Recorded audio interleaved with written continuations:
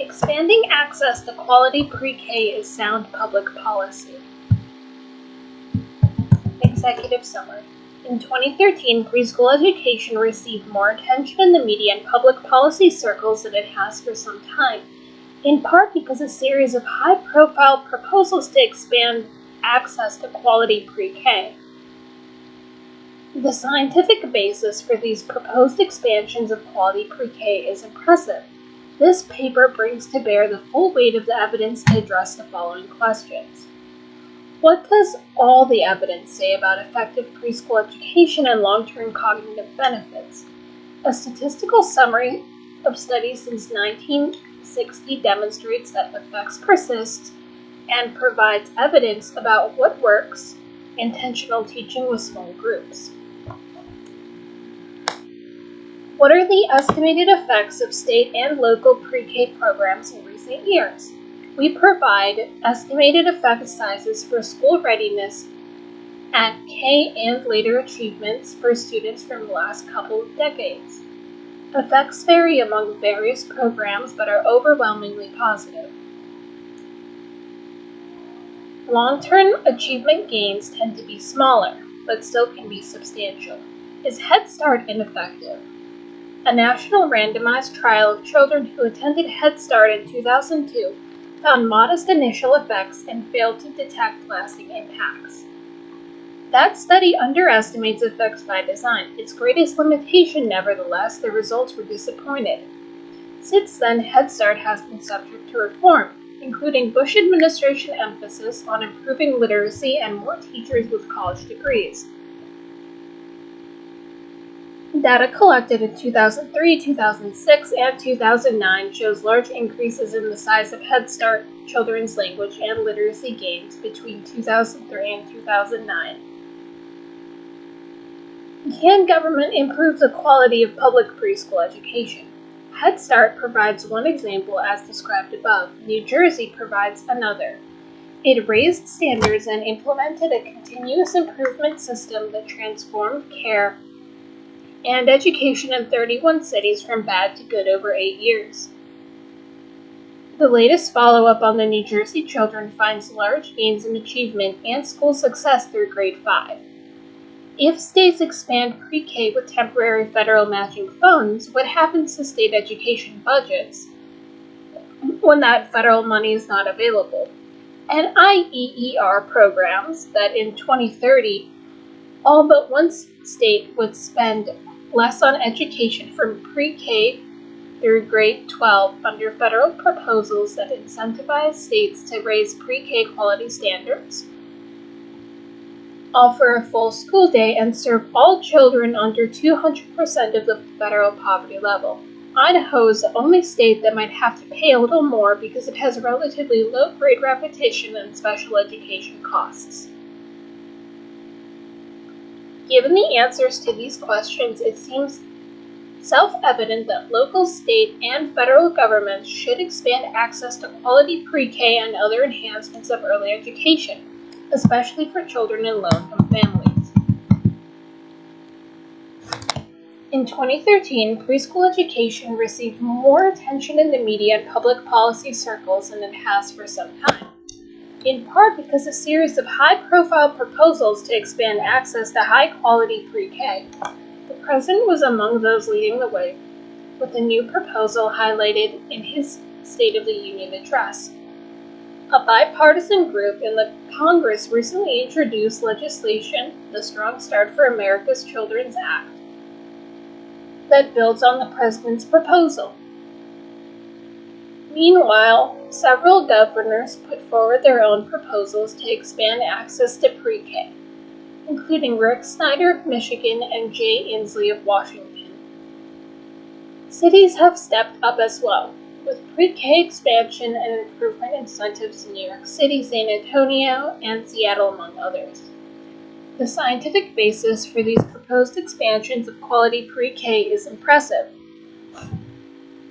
It is well established that the first 5 years are a time of rapid development, and that is especially sensitive to a child's experiences. It is equally well established that some children have far less optimal conditions for their development.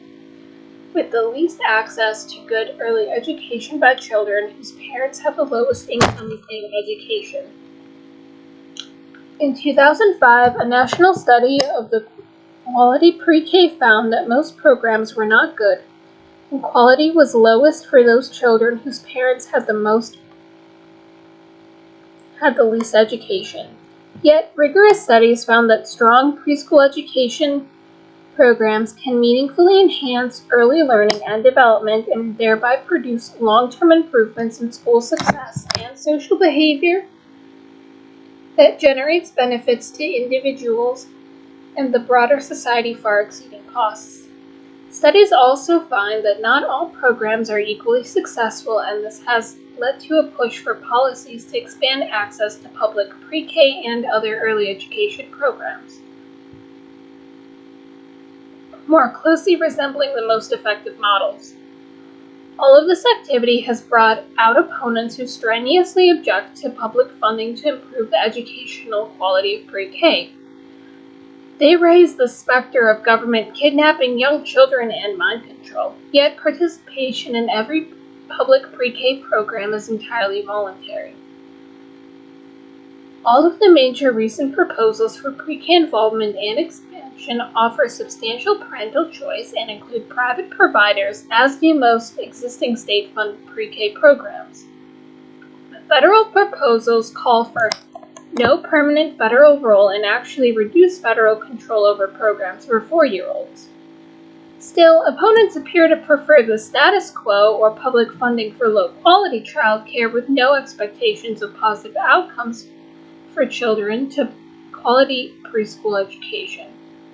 To bolster their arguments, these critics pick through the research Goldilocks-like to choose the few they find just right, dismissing other studies as too small, too old, too specialized, and so forth. This is not a valid way to summarize the science on pre-K in order to inform policy development. In particular, policymakers should not look at the results first in deciding which studies to rely on. And, looking at the critics' choices, it seems this is how they proceed. It would be particularly dangerous for the public and policymakers to ignore this evidence that policies which encourage poor quality childcare can actually harm the development of children. Such evidence comes from the United States, Canada, and Europe. A more valid approach is to statistically summarize the results of all the studies regardless of their results. Such meta-analysis has been conducted and finds that on average, preschool programs have substantial positive impacts on cognitive development.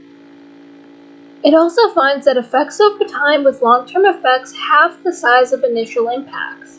It follows that to obtain substantial long-term gains, pre-K policies must support higher quality programs that produce large initial impacts.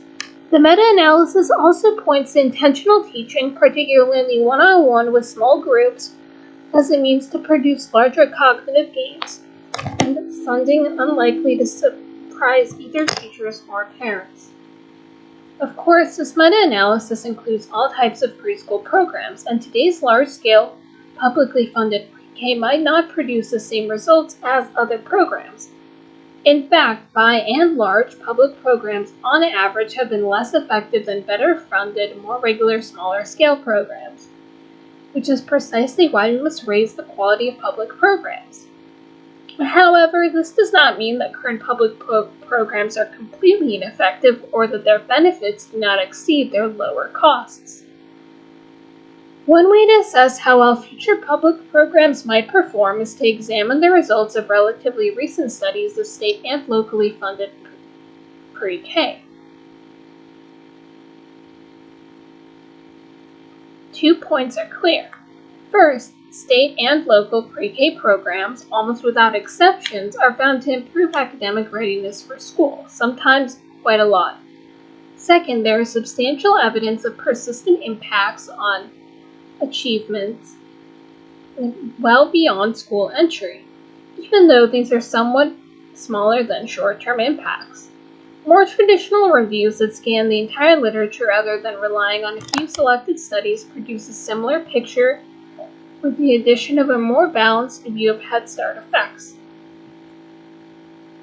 In my view, some slippage between initial and later effects should be expected from any pre-K program. Ask Jeff Gordon if leading for the first 30 laps at Daytona is enough to guarantee a win. Pre-K prepares children to start off well. It does not guarantee that nothing later on will interfere with their progress. We should not conclude from this that pre-K does not matter.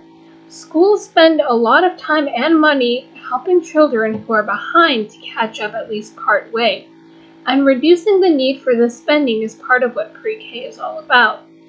Moreover, just as early lead does not guarantee a win, it is equally true that you cannot fall far behind the leader's pace for 30 laps and count on making up all of the difference later, whether at Daytona or in school. That some public pre-K programs seem to perform much better than others is an issue of concern. The major preschool proposals that have drawn the most interest this year all focus on improving public programs. They emphasize raising standards and putting in place continuous improvements and accountability systems to ensure the new programs deliver strong results. None of them are satisfied with business as usual. Why would we be foolish to assume that we know everything about how to make pre-K effective? We do not know how to create more effective policies with continuous improvement and accountability systems that will generate the information each teacher, community, and state needs to improve thereon. There is no denying that such approach actually works. Under court order to provide quality pre-K to all children in 31 cities, New Jersey raised standards and implemented a continuous improvement system that demonstrably transformed quality from poor to mediocre to primary good to excellent over 8 years. Follow-ups with the children through grade 5 found substantial improvements in achievements and school success all along. One study that receives considerable attention in the debates on these new pre-K proposals, despite the fact that it is not a study of state-funded pre-K, is the national evaluation of Head Start's impacts. Without question, the results were disappointing, though not as disappointing as the critics portray, by focusing on figures known to underestimate Head Start effects. Meta-analysis clearly predicts disappointing results as it suggests two key reasons for Head Start's modest effects. One is that Head Start did not focus on intentional teaching and, at least in my own experience, sometimes actually discouraged it. The other is that Head Start has been given a huge mission with a very broad range of family and child outcomes. It has been asked to do too much with too little. It is important that Congress and others do not repeat these mistakes with these new initiatives. That is why the President's proposal and the Strong Academic Start for America's Children's Act focus on improving teaching and school readiness, not just in pre-K, but in other programs that receive federal funds. We can do better, and we will, if proposals like these become law. Interestingly, evidence from this comes not just from state efforts like the New Jersey example discussed above, but also from Head Start. The Head Start National Impact Evaluation was conducted on children who attended that program more than a decade ago. Since then, Congress and the administration have mandated reforms. Not all of these have been fully implemented yet, but Head Start has focused more on school readiness and raised its standards.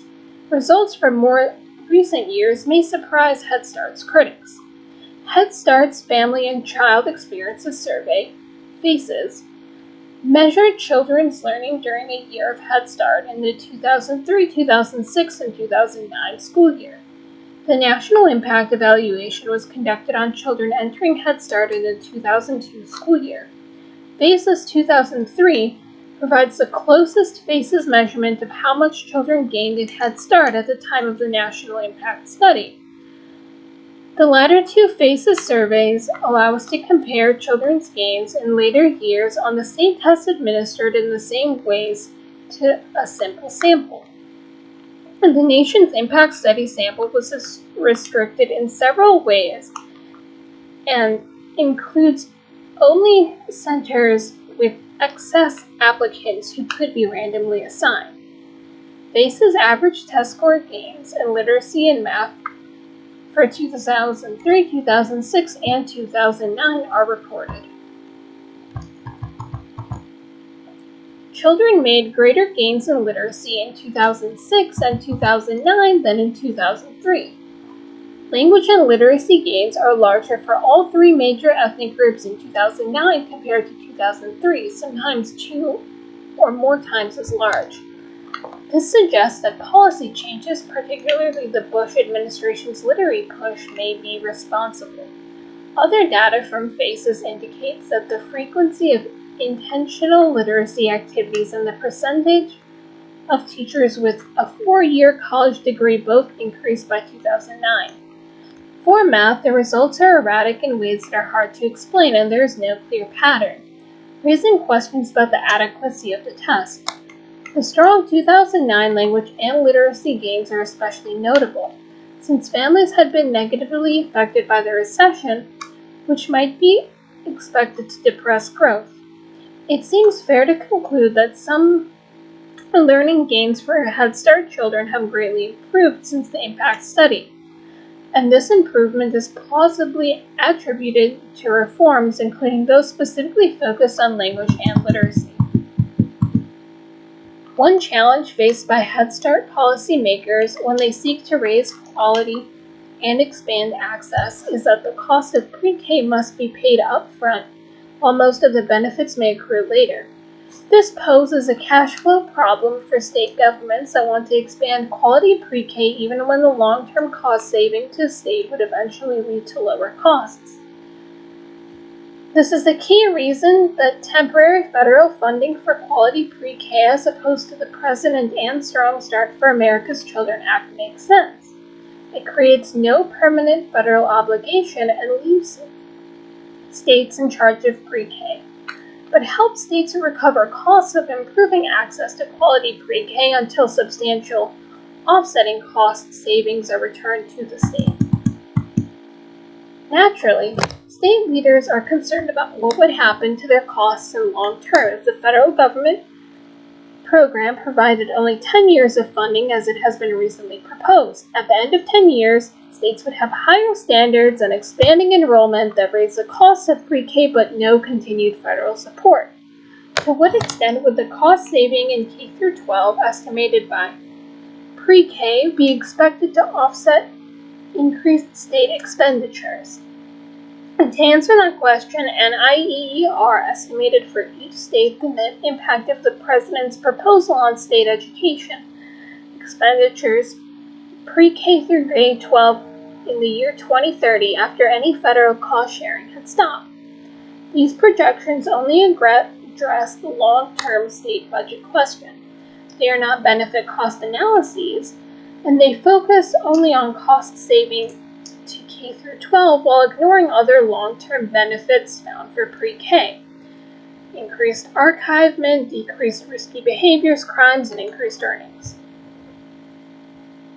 Our projections require a number of estimates and assumptions. To estimate expenditures for pre-K, we used cost per child figures for each state calculated for a full-day pre-K program meeting all 10 of the quality standard benchmarks employed by NIEER's annual survey of state pre-K. These 2030 population estimates from the census to account for changes in the number of children in each state, and assume that states serve all children under 200% of the federal poverty level, plus any additional children eligible under their current laws. Cost saving in each grade level are estimated assuming that new improved pre-K programs produce the same percentage decreases in grade repetition and special education as 1 year of New Jersey's Abbott pre-K program at grade 5. For example, in a state with 10% retention in 3rd grade, the estimated reduction for children who attended pre-K is 4 percentage points. In a state with 5% retention in 3rd grade, the estimated reduction for children who attended pre-K is about 2 percentage points. This is a conservative assumption in one respect, as children under 20% 200% of the federal poverty level have rates of grade repetition and special education that typically exceeds the state average. On the other hand, as the New Jersey model we rely on has not produced data on prevention of high school dropout, we do not project any cost increase from a greater number of students in the later grades. This could lead to underestimation of future costs. Finally, we net out the impact of current state pre-K programs by assuming that current cost savings from pre-K are proportional to current expenditures per child. In other words, if a state pre-K program currently serves 10,000 children at half the projected cost of a quality full-day program, then projected future cost savings for the first 10,000 children enrolled are reduced by half. We present our projections in Table 4. Remarkably, we project that in 2030, with no continuing federal support, every state except Idaho would spend less money on education for pre-K through grade 12 if they met quality standards, operating for a full school day and served all children under 200% of the federal poverty level. For Idaho, the estimated cost increase is small and possibly overestimated. Annual cost reduction vary from about $25 million in Arkansas, which already has a relatively large higher quality program, to over $1 billion in the largest states of California, Florida, and New York. Policymakers and the public should consider all the evidence when evaluating proposals to expand access to quality pre-K and other early education programs. They should not be dissuaded by the many red herrings that will be drawn across this path to greater school readiness and success. Sure, some at-risk children will succeed without access to higher quality preschool. We have heard stories of people who smoked their whole lives and never developed cancer or emphysema, who were thrown from a car while not wearing a seatbelt and suffered new injury, who dropped out of school and went on to great success, and who took a long shot from a half court to score the winning basket. We also know better than to think these stories are a guide to success in our personal lives or basketball. Policymakers need to apply the same type of good sense to pre-K and take the percentage shot. Invest in policies that enable all children, especially those in low-income families, to access quality pre-K.